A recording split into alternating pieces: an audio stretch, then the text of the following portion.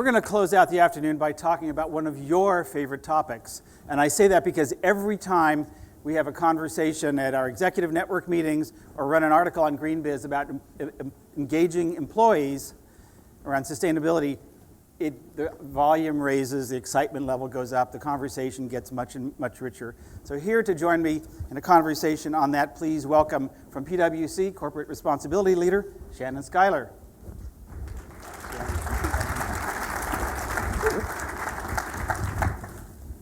So Shannon, let's start with, what do you do? What's your role at PwC?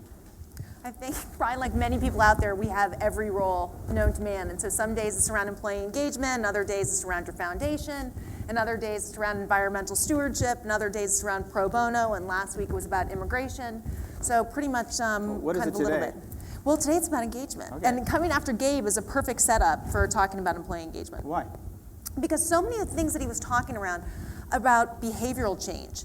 And I think we have to figure out, how do you take those types of things, whether it's through gamification or making sure that we're connected to what our organization does, or we're doing something consistently throughout the life cycle, or that we're continually improving how we look at engagement, because employees have changed. We have a very different workforce now than we did 10, 15 years ago. So what does that look like to keep reinventing yourself?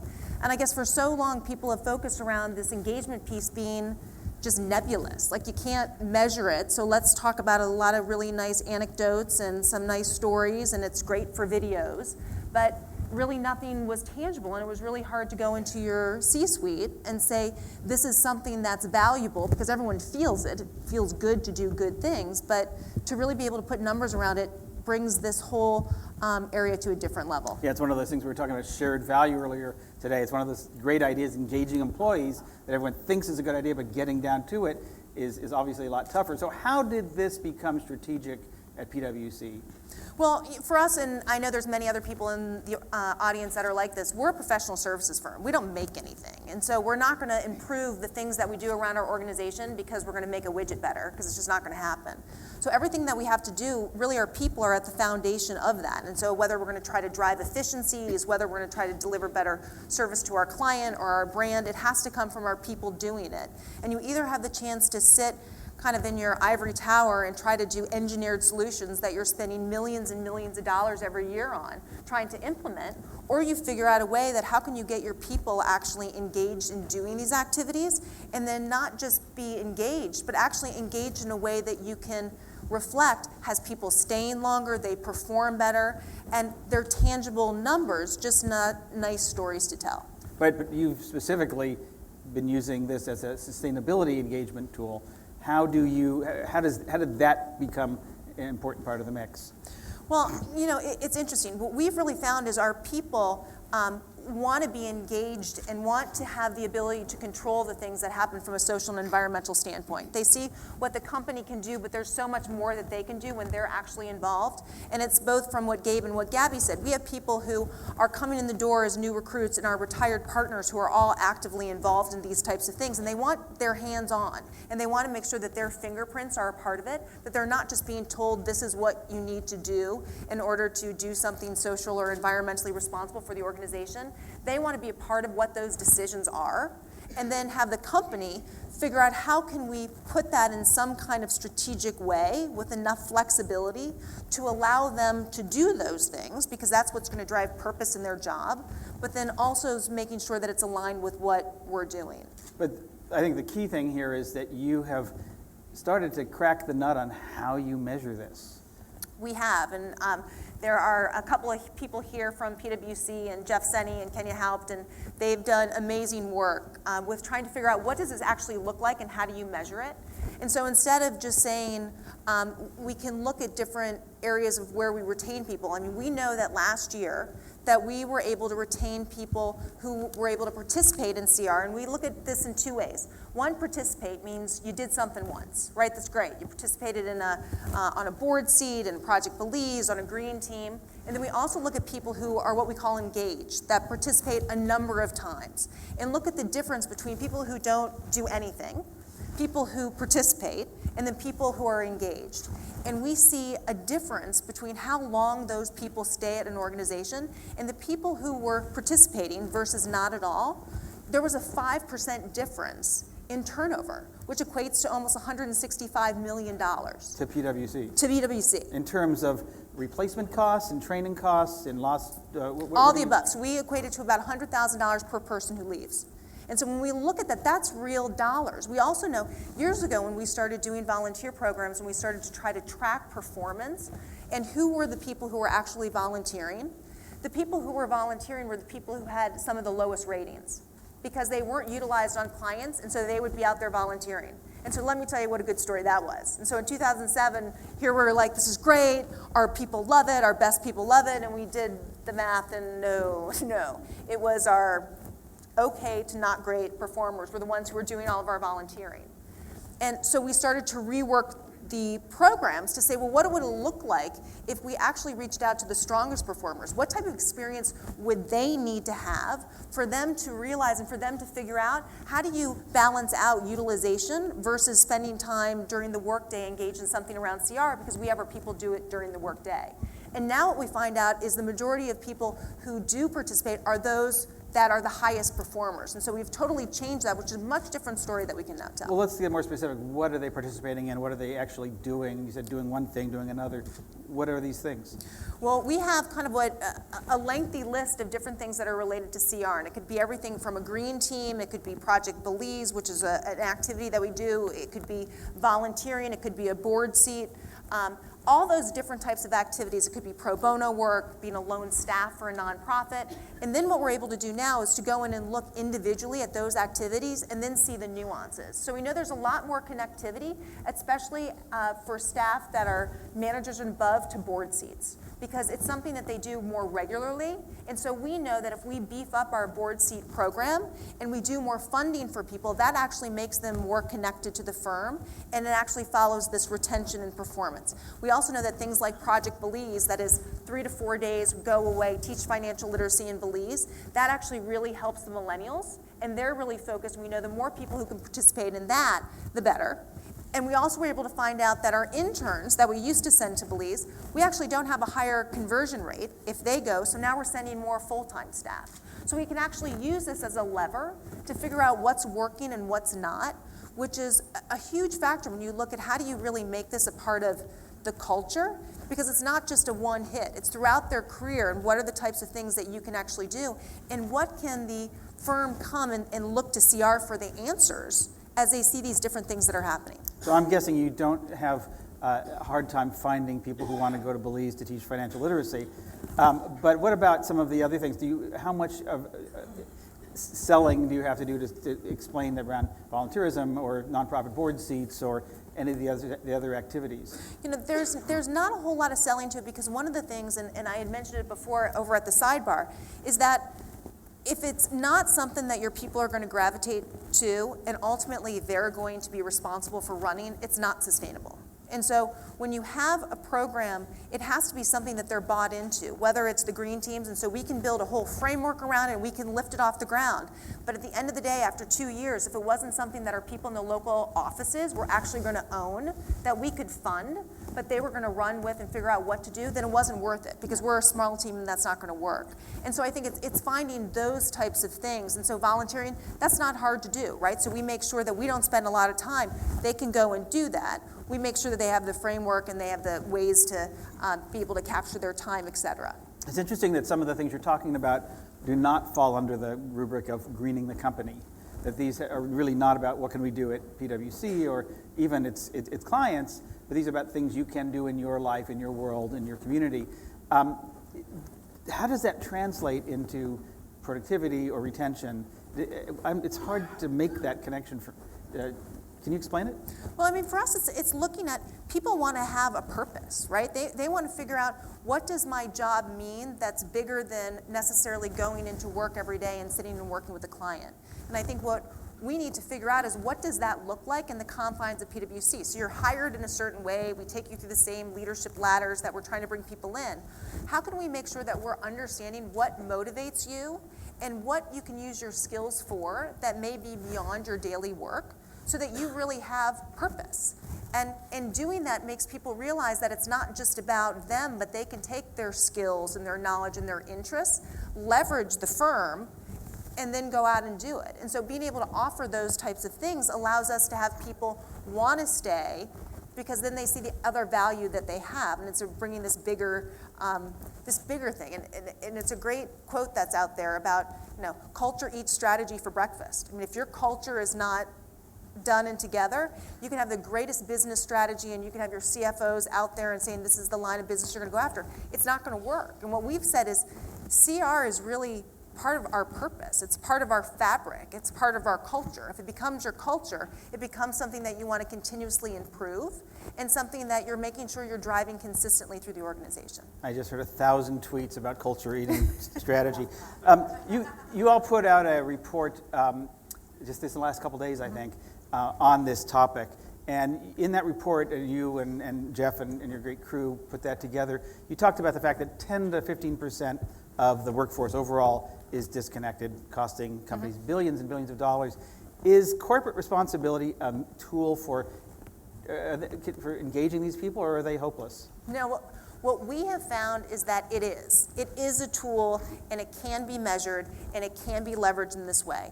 You have to make sure that you're fitting it into your organization so it actually can be something that makes sense, that goes along with your mission, and it's not fake, and it's not a separate work group that's over in the side, but it's a part of your development process, it's a part of your learning and development process, it's a part of your recruiting process, it's a part of your alumni process. But it can keep, and what we're really seeing are that people are performing better. People are performing at a higher level when they're more engaged with the organization. They actually provide better service to our clients, which leads to more loyalty from our clients, which leads to more satisfaction from our people. So it really becomes this loop that you end up getting yourself in, and so I do believe it can be used. And I would challenge people to go and talk to their folks in human capital and talk to different groups that are responsible for your employees, and start to let them look at what are the pieces of your programs that they can leverage that can become a part of what their goals are. Diversity plays a huge role in this. When people look at diversity, one of the things that we've been able to see is that there is a difference, that minority staff do look at these programs more so than their other colleagues. And so there's ways to use this to really leverage your populations, and it's measurable. Tell us a couple things that you think are important so that a company can do to show that it's not faking it, that it is being sincere in talking to employees about engaging around corporate responsibility. I think there's a couple things. One of the things that we've really focused on is getting out of programs that we've had out there for a long time that aren't used very much, and we've kind of been the first at the table to say they're nice and they make a handful of people feel good, but we need to not do it. And so making sure that people see CR as a value add, and they're seeing it as tangibly connected to the strategy and not just some nice to have that's on the side. And I think your employees need to see that and feel that. I think it's also making sure that it's a part of the discussions, your annual review discussions, your onboarding, each time that people get together for trainings, that they see this, and that also your leadership is engaged in it, that they see that, for our CEO has a chance to go and he spoke in front of the investors conference in New York. He spoke about earn your future. Like, he has a chance to speak about anything, and that's what he spoke about, because it's something that he believes, and he believes that making sure we invest in our youth understanding financial responsibility is the only way that the investor community will be able to be sustainable. And so I think those things help employees say that's real. I'm going to want to get to questions from Elaine in just a second, but we're going to have a great conversation here on Thursday around millennials. I hear on both sides of this that millennials are different in terms of how to work with them and engage them. And I also hear that they're no different from anyone else. What are you seeing? I think millennials are different because they speak up more so than other people. I don't think that they're different. In fact, some of the biggest correlations we see are millennials to our more seasoned professionals. So the baby boomers and the millennials see a lot more value in I want to get more out of life than necessarily the generations that are in between. And so when we get down to Belize, for example, the people who build the best relationships are our new staff or our interns, and sometimes our retired partners, of which you would have never felt that they would have found a commonality, but they immediately do. So I think they're different, that they'll do less and they'll take less and they'll tell you they will. And before, I wasn't in a generation, if you didn't like something, I would never tell. Take less? I'm not sure what you're referring to. That they will take less money if they're able to do more things. And they're very vocal about that. And I think just being vocal is very different than our generation. We would just take our lashings and go back to work the next day for the next hour, and now we're appalled that people are questioning it. But I don't think that that's different. We just didn't say it. Well, I'm we flattered. thought it. I'm flattered that you think that we're in the same generation, but not quite the case. Come on. Elaine, what do you got? What are you hearing? The question was around metrics. So are there any other metrics in addition to turnover rates and expenses that you're saving? We look at the difference between acceptance rates, and so we look at different activities that we do from a recruiting standpoint and look at the different activities. We look at, as you were mentioning, the turnover rates. We look at performance rating, and we also look at satisfaction through the various different surveys that we do. Got another? Yeah, no, there are a bunch of them here. Really active and hot topic, as we had talked about at Sidebar today. But one question was about compensation. Not sure if you actually addressed this in terms of what do people actually get besides that community of employee engagers? Well, it's interesting. This is definitely something that factors into the compensation process. So it's something that's talked about in our annual review committees of whether or not somebody should get additional bonus or incentives. There's a lot of different activities that we do during the year for people to be able to get awards for the things they do, whether it's through green teams or whether it's through environmental. We give a lot of more awards to people's charities as they volunteer more and they spend more time doing it. So it's a combination of compensation at the end of the year, really now being a part of the discussion that happens of what do you do in addition to your job. And it's becoming even more interesting with the increase in how much pro bono people are doing, to really see the skill development that's coming through their activities and how that's really directly tied to their compensation, because that's as if they were working on a formalized engagement. Let's take one more from... Yeah, so one question was really about the best ideas. So where have you gotten your best corporate responsibility ideas from, and do you have any favorite ideas that have come from an employee? We have a very vocal employee network. And we have a lot of different tools for them between the different blogs we do, our Spark pages, we do an innovation challenge. So we get so many ideas from our people, and our people really being the ones. The other thing that we do is we have a CR Fellows program. So I know many departments out there, it's not very big. We have people rotate in from the client service practice anywhere from 3 months to 9 months and actually work and handle projects from start to finish. So if you want to do a project, you have some time, they come in, they get it up, they try to see if it runs. Sometimes it does, sometimes it doesn't. But it allows them to really be advocates and allows us to have extra hands to be able to work on some of the projects we planned, as well as start some new ideas and start to see if they can work. So, before we run out of time in this very engaging conversation, if culture eats strategy for breakfast, what are some of the indicators in culture that a company might see that says, in effect, we're on the right path here with employee engagement? How does that change? What do you start to see a company do culturally? You know, I think where you put these types of things even on the agenda, as far as it has become different, the stories, because now people feel the stories have been validated by data.